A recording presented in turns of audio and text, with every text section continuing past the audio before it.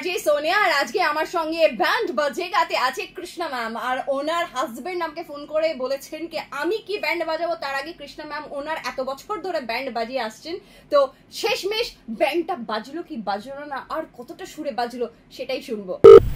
Hello hello Krishna ma'am. হ্যাঁ বলছি। নমস্কার ম্যাম, আমি সঞ্চিতা বলছিলাম অল ইন্ডিয়া স্পোর্টস ফেডারেশন থেকে।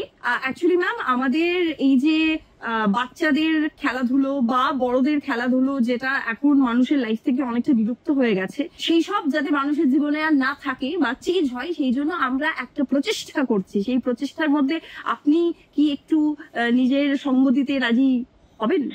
আমি ঠিক বুঝতে পারছি না, মানে কিসের প্রচেষ্টা, কি খেলাধুলা? আমি বোঝানোর জন্যই আপনাকে ফোন করেছি, কি প্রচেষ্টা কি প্রসঙ্গ। আচ্ছা সে তো বুঝলাম, কিন্তু আপনি আমার নাম্বারটা কোথা থেকে পেলেন? ম্যাম ওই যে বললাম না আমরা সার্ভে করি, যারা খুব ভালো খেলাধুলা করে, যারা খুব ভালো খেলায়, যারা খুব ভালো নাচে, খুব ভালো নাচায়, মানে তাদেরকে নিয়ে আমরা সার্ভে টার্ভে করে তাদের নাম্বারে হিট লিস্টে টপ লিস্টে আপনার নাম্বারটা পেয়েছি ম্যাম। টপ লিস্টে? মানে আমি কিন্তু সেরকম খেলাধুলা কোনোদিনই করিনি। আপনি যেগুলো করেছেন সেগুলো নিয়েই এখন কথাবার্তা হবে। ও আচ্ছা আচ্ছা। তো এই যে ধরুন ক্রিকেট নিয়ে এত মাতামাতি, এই যে ধরুন ফুটবল নিয়ে এত মাতামাতি, কাবাডি নিয়ে আমাদের দেশি কাবাডি নিয়ে এত মাতামাতি, আপনার মনে হয় না কি কুমিরডাঙ্গা নিয়ে একটু মাতামাতি হওয়া উচিত ছিল? কুমিরডাঙ্গা? হ্যাঁ হতেই পারে। আপনার কখনো মনে হয় না যে আমাদের ছোটবেলাকার কিতকিত নিয়ে আরো মাতামাতি উচিত ছিল? মানে আমরা যে কত লাফাতাম এখানে, লাফিয়ে লাফিয়ে লাফিয়ে লাফিয়ে যেতাম, ওটা নিয়ে আমাদের কোনো লাফালাফি নেই? হওয়া উচিত, হওয়া উচিত।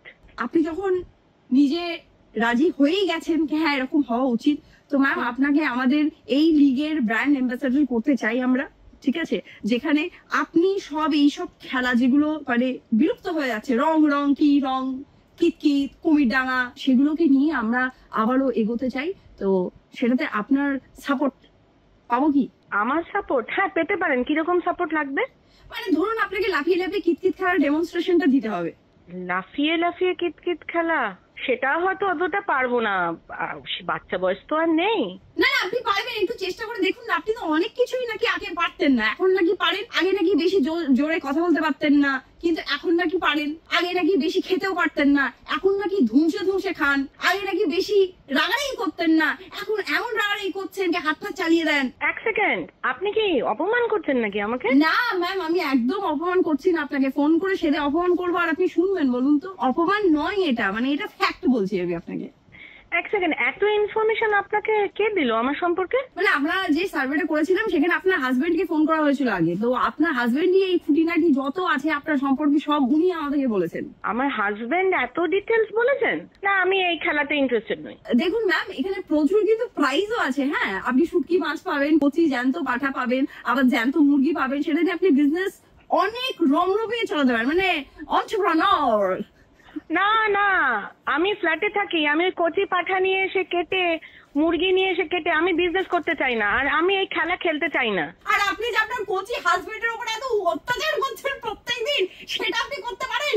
আপনি তো সবকিছু চাইনা চাইনা করছেন, আর যার এত কিছু চাই তাকে কি দিচ্ছেন? শুধু এগুলো আমার হাজবেন্ড বলেছে? এগুলো আমি বুঝতে পারছি না, আমি অত্যাচার করি এগুলো ও বলেছে আপনাকে? আচ্ছা আপনি কে বলছে বলুন তো, কে বলছেন? নমস্কার কৃষ্ণ ম্যাম, আমি আরজে সোনিয়া বলছি রেড এফএম থেকে। আর আপনার